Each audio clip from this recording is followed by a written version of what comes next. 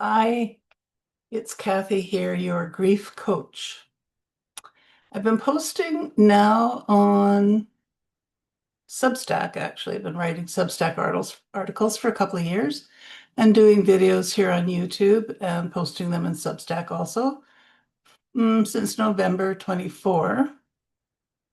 And if you've caught any of my work, you'll know that I am a grief coach because I've been through 10 years of uh, helping my husband through his the stroke that he had and the home care that he needed.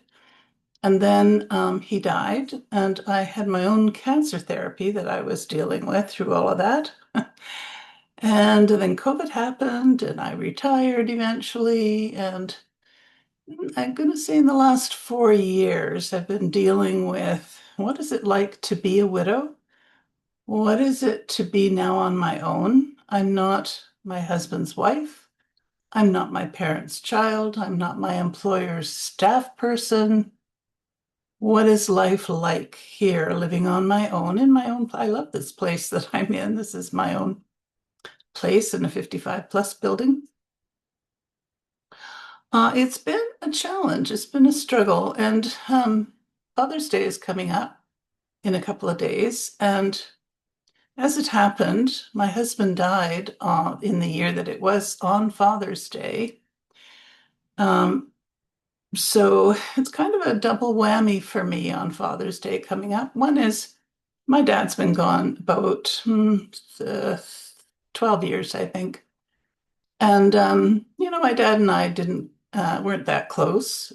He I don't think he really understood what to do with daughters.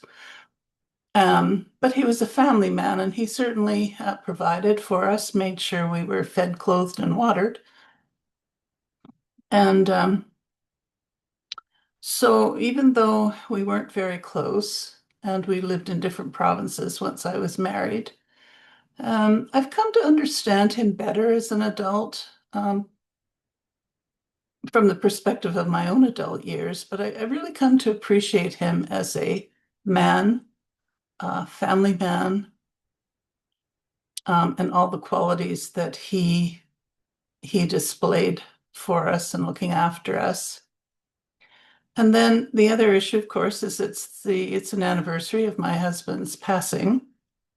So it's been, you know, not sure if this happens to me every year, but certainly this year I'm feeling kind of down in the dumps as we come up to the day of his passing.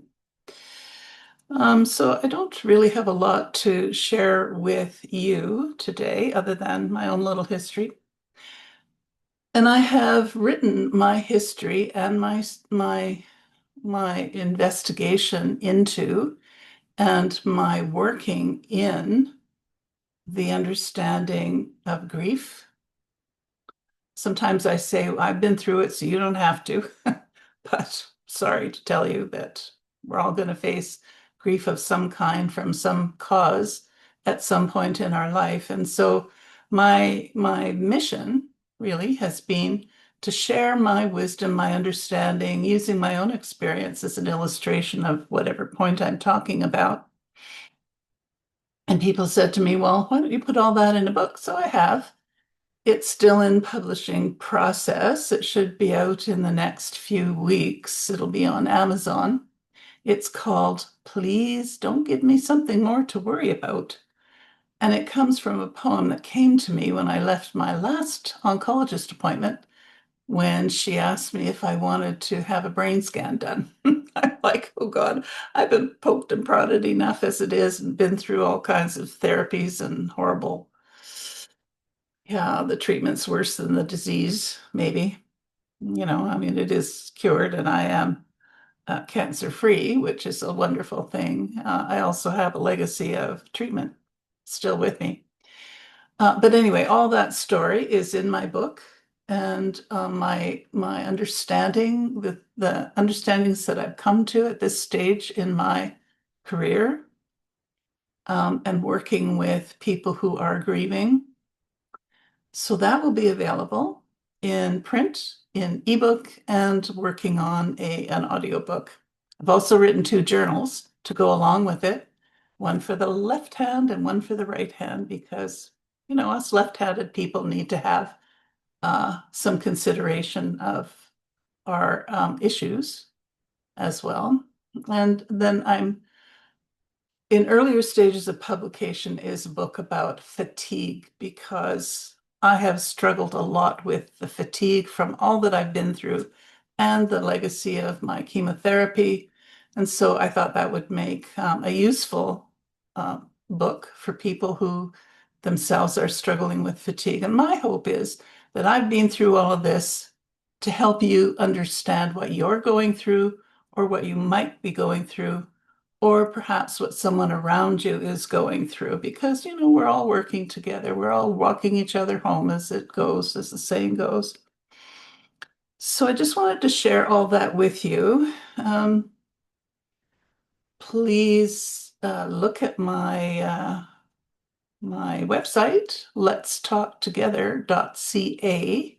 If you want to talk with me, you can make an appointment there.